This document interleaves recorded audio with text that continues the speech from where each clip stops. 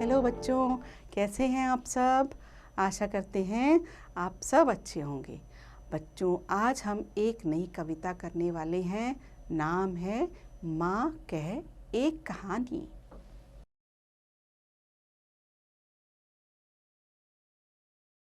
माँ कह एक कहानी, राजा था या रानी। माँ कह एक कहानी, तू है हटी मानधन मेरे। सुन उपवन में बड़े सवेरे, तात भ्रमण करते थे तेरे। जहाँ सुरभि मन भानी, जहाँ सुरभि मन भानी, हाँ माँ यही कहानी। बच्चों, इन पंक्तियों में एक माँ जिनका नाम है यशोदा अपने पुत्र जिसका नाम है राहुल, उसे एक कहानी सुनाने वाली है, क्योंकि वह बालक अपनी माँ से कहानी सुनने का हट कर रहा है। हट यानी ज़िद कर रहा है। तो माँ बोलती है कि हे मेरे लाल, मेरे मानधन, मैं तुझे कहानी सुनाती हूँ। एक दिन उपवन में उपवन यानी बगीचे में तात भ्रमण करते थे तेरे। बच्चों, तात कहते हैं पिता को और भ्रमण का अर्थ होता है घूमना। तो माँ कहती है बेटे को कि एक दिन बागीचे में तुम्हारे पिता घूम रहे थे। बहुत सुंदर नज़ारा था। जहाँ सुरभि मन भानी, वर्ण वर्ण के फूल खिले थे। झलमल कर हिम बिंदु मिले थे। हल्के झोंके हिले मिले थे। लहराता था पानी, लहराता था पानी, हाँ हाँ यही कहानी। तो माँ कहती है कि उस बागीचे में बहुत सुंदर सुंदर अलग अलग तरह के फूल खिले हुए थे। अलग अलग तरह के फूलों के साथ वहाँ बहुत सुंदर हवा भी चल रही थी। पानी लहला रहा था। गाते थे खग कल कल स्वर से। सहसा एक हंस ऊपर से, गिरा बिद होकर खरशर से। हुई पक्ष की हानि, हुई पक्ष की हानि, करुणा भरी कहानी। माँ कहती है चारों तरफ चिड़ियाँ चहचहा रही थी। खग यहाँ पर बच्चों पंछियों को कहा गया है। कलकल स्वर यानी चिड़ियों का चहचहाना। तो सब तरफ चिड़ियाँ चहचहा रही हैं। लेकिन अचानक उसी समय आसमान से एक हंस घायल अवस्था में एक तीर से घायल होकर जमीन पर आ गिरता है। चौंक उन्होंने उसे उठाया, नया जन्म सा उसने पाया। इतने में आंखें टक आया, लक्ष्य सिद्धि का मानी, लक्ष्य सिद्धि का मानी, कोमल कठिन कहानी।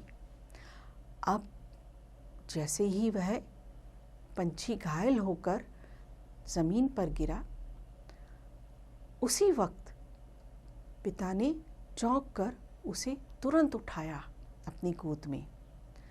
ऐसा लगा जैसे मानो उस हंस को नया जन्म मिल गया हो। किंतु यह क्या, उसी समय वह शिकारी, वह आखेटक वहाँ पहुँचा और वह दावा करने लगा, यह मेरा शिकार है, मैं इसे लूँगा। मांगा उसने आहत पक्षी, तेरे तात किंतु थे रक्षी। तब उसने जो था खग भक्षी, हट करने की ठानी, हट करने की ठानी, अब बढ़ चली कहानी। तभी वह शिकारी बार बार वह पक्षी जिसे उसने घायल किया था, वह तुम्हारे पिता से मांगने लगा। किंतु पिता कहाँ देने वाले थे, क्योंकि वे तो पक्षी के रक्षक थे। उस समय उन्होंने उसे बचाने की ठान ली थी। किंतु यह क्या, वह शिकारी भी कम ना था, उसने भी ठान लिया कि वह अपना शिकार लेके ही जाएगा।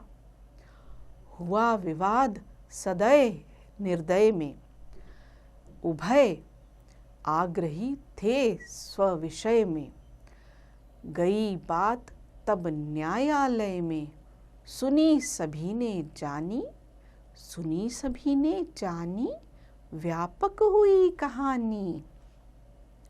तभी इन सब विवादों की वजह से यह मसला जो विवाद था आखेटक और पिता रक्षक के बीच में, वह इस बात को न्यायालय तक ले जाते हैं ताकि उचित न्याय किया जाए। राहुल तू निर्णय कर इसका, न्याय पक्ष लेता है किसका, कह दे निर्भय जय हो जिसका, सुन लूं तेरी बानी, माँ मेरी क्या बानी, मैं सुन रहा कहानी। तो राहुल से माँ कहती है, राहुल बेटा, अब इस समय तू कहानी सुन रहा है तो तू ही निर्णायक है, तू बता किसका पक्ष लेना चाहिए, किसको वह घायल पक्षी मिलना चाहिए। सुनो तो ज़रा मेरा पुत्र क्या कहता है। तो बालक माँ से कहता है, माँ मैं क्या कहूँ, मैं तो कहानी सुन रहा हूँ। कोई निरपराध को मारे तो क्या अन्य उसे न उबारे, रक्षक पर भक्षक को वारे, न्याय दया का दानी, न्याय दया का दानी, तूने गुनी कहानी। परंतु तभी वह बताते हैं कि किसी निरपराध को, जिसका कोई कसूर ही नहीं है, उसे मारना कहाँ का न्याय है, कहाँ की बात ये सही है। अतः किसी भक्षक के ऊपर रक्षक हमेशा बड़ा होता है।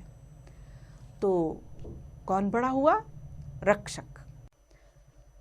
यह बात सुन माता बोली, तू है न्याय का दानी, तूने गुनी कहानी, अर्थात तूने इस कहानी को पूर्णतः समझ लिया और तुम बहुत न्यायप्रिय हो। बच्चों, यह सुंदर कविता मैथिली शरण गुप्त जी द्वारा रचित है। आशा करती हूँ आप सबको यह पसंद आई होगी। आप सब इसे ज़रूर पढ़ें, अभ्यास करें।